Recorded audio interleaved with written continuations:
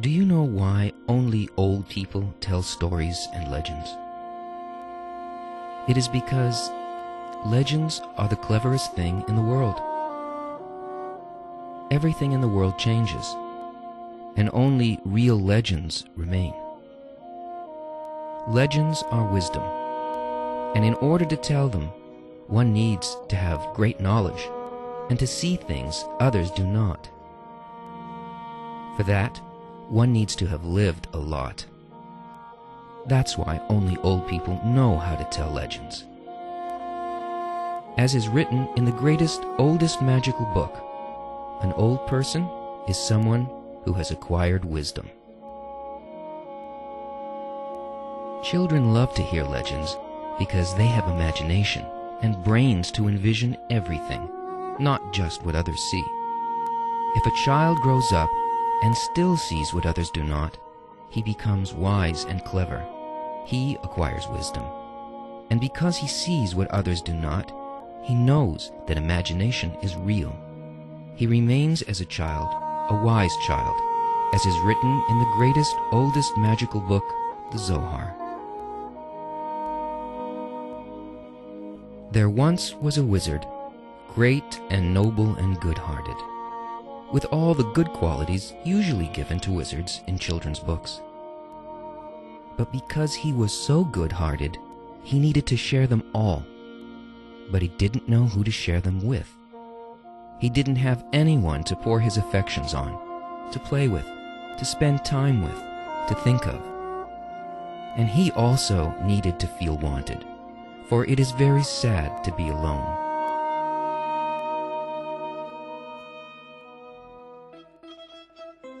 What should he do? He thought he would make a stone, just a small one, but beautiful, and perhaps that would be the answer.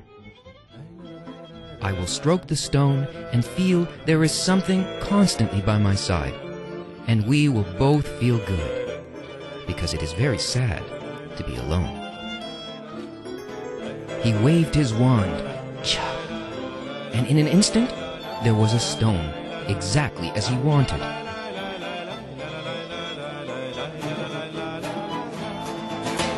He began to stroke the stone, to hug it, and talk to it. But the stone did not respond. It remained cold, and it did nothing in return. Whatever he did to the stone, it remained the same unfeeling object. This did not suit the wizard at all. How can the stone not respond? He tried creating some more stones, then rocks, hills, mountains, land, the earth, the moon, and the galaxy.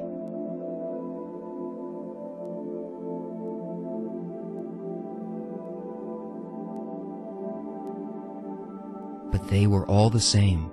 Nothing. He still felt sad and all alone. In his sadness, he thought that instead of stones, he would make a plant. A plant that would blossom beautifully. He would water it, give it air, some sun, play it some music, and the plant would be happy. Then they would both be content, because it's sad to be alone. He waved his wand, chuck, and in an instant, there was the plant, exactly as he wanted.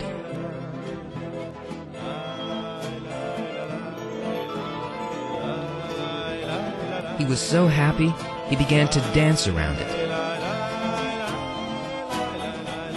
But the plant did not move. It did not dance with him or follow his movements. It only responded to what the wizard gave it in the simplest terms. If he gave it water, it grew. If he did not, it died. It was not enough for such a good-hearted wizard who wanted to give all his heart. He had to do something more, because it is very sad to be alone.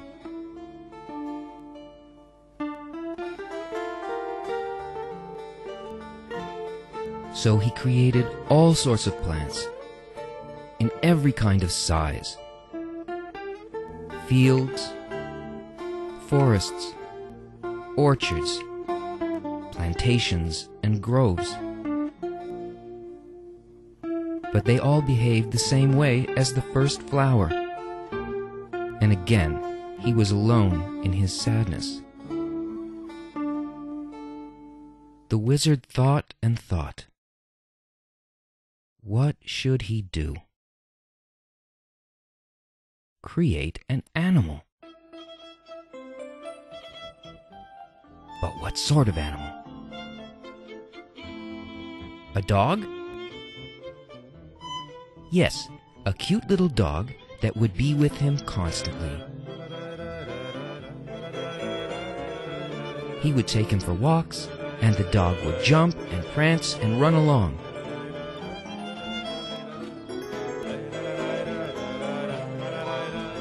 When he came back to his home, or rather, being a wizard, his castle, the dog would be so pleased to see him, he would run to greet him. They would both be happy, because it is very sad to be alone. He waved his wand, chuck, and there was a dog just as he wanted. He began to take care of the dog. He fed it, gave it drink, and stroked it. He even ran with it and washed it and took it for walks.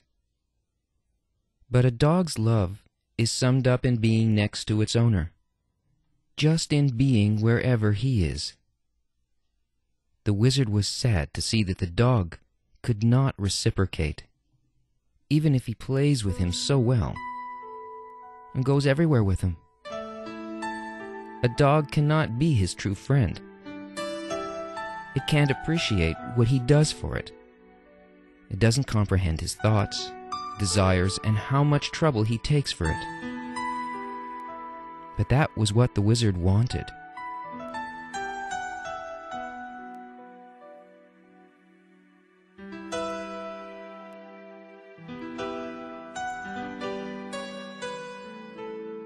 So he made other creatures, fish, fowl, and mammals, all to no avail.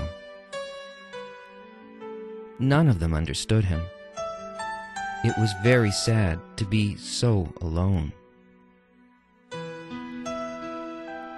The wizard sat and thought.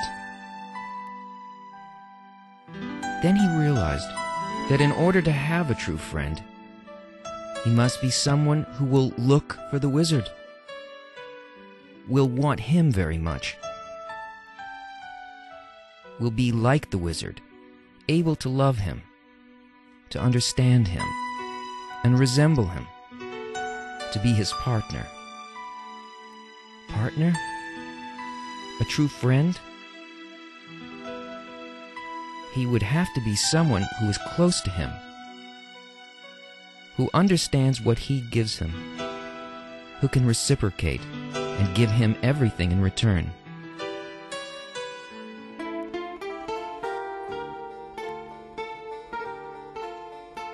Wizards also want to love and be loved.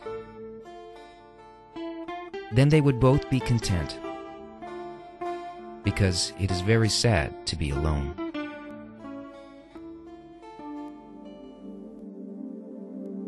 The wizard then thought about creating a man.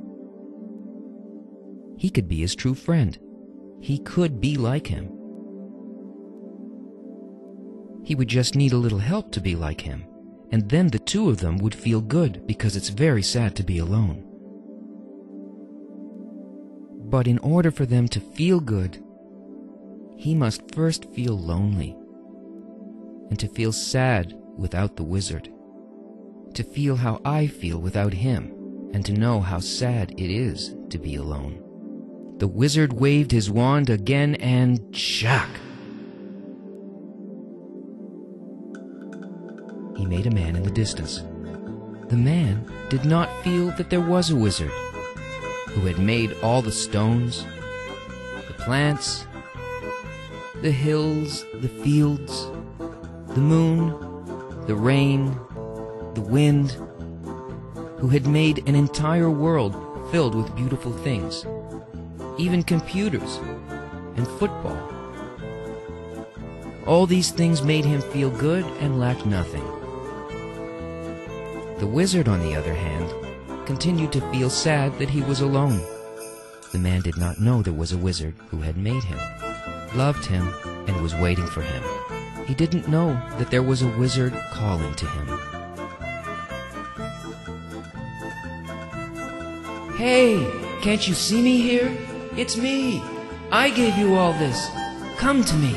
It will be so good to be together. It's so sad to be alone."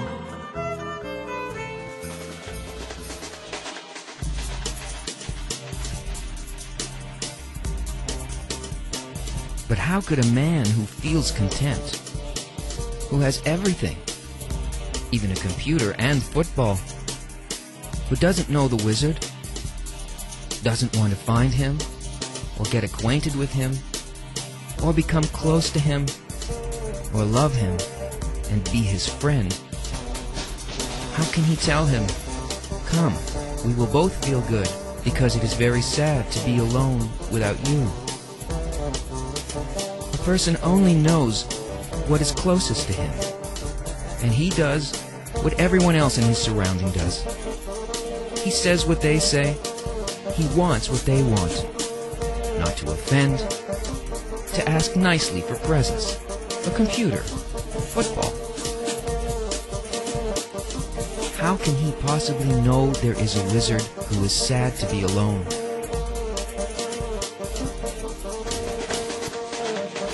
How can he possibly know there is a wizard who is sad to be alone?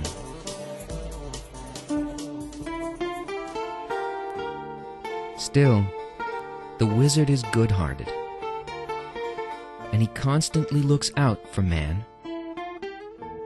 And when the time is right, he waves his wand and calls to the man's heart very quietly. Chuck. And he can no longer be fulfilled by all those things. Man thinks he is looking for something and does not realize it's the wizard who is calling him. Come, we will both feel good, because it is very sad to be alone without you. Then the wizard waves his wand again, and the man feels him. He begins to think of him, to think that it would be good together, because it's very sad to be alone without the wizard. Another wave of the wand, and the man feels there is a magic tower full of goodness and might, in which the wizard waits for him, and only there will they feel good, because it is so sad to be alone.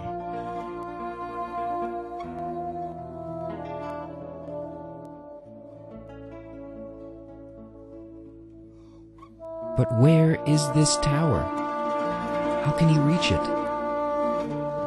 What is the way? He asks himself, puzzled and confused. How can he meet the wizard?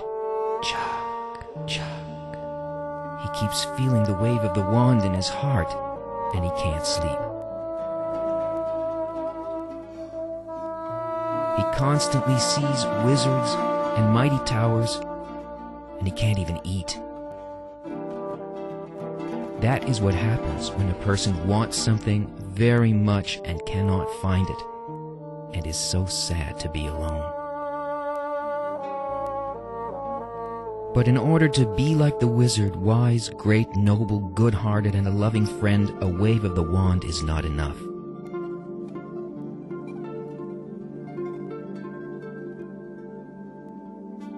A man must learn to make wonders himself.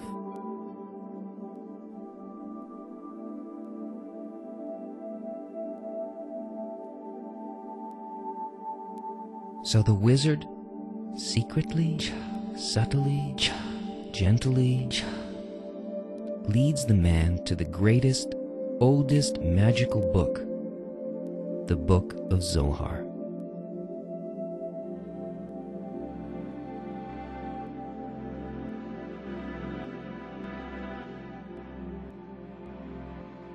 And he shows him the way to the mighty tower. The man grasps it to swiftly meet the wizard, to meet a friend, and to tell him, "Come, we will feel good together, because it is very sad to be alone."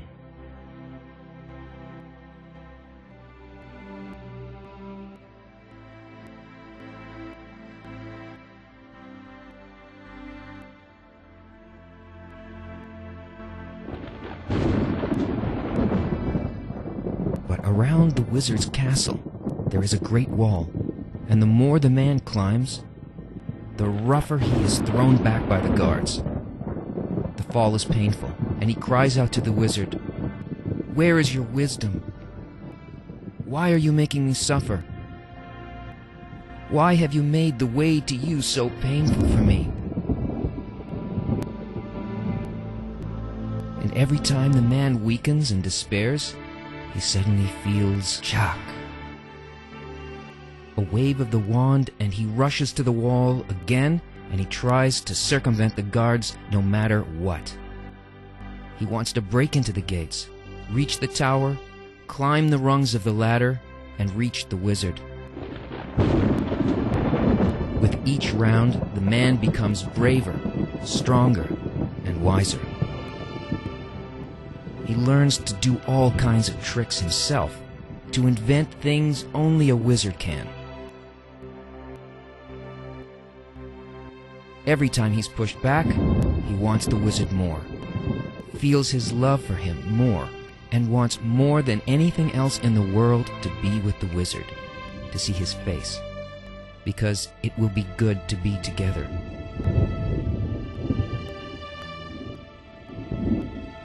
And even if he is given everything in the world, without the wizard, he feels utterly alone.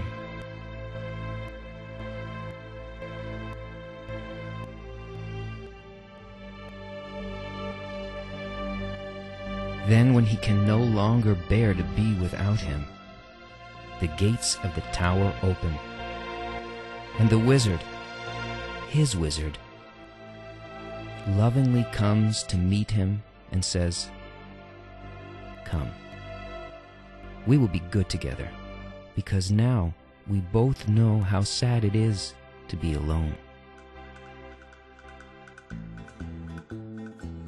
From that moment, they became faithful friends, never to be separated, and love fulfills them both.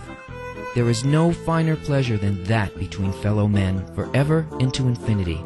They feel so good together that they never remember, even for a moment, how sad it was to be alone.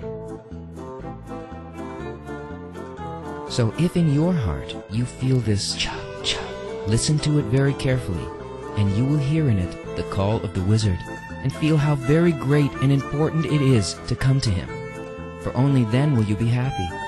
And until then, if the road is difficult and painful because it is so sad to be alone, just go to the wizard's helper, the group of B'nai Baruch. We're waiting for you.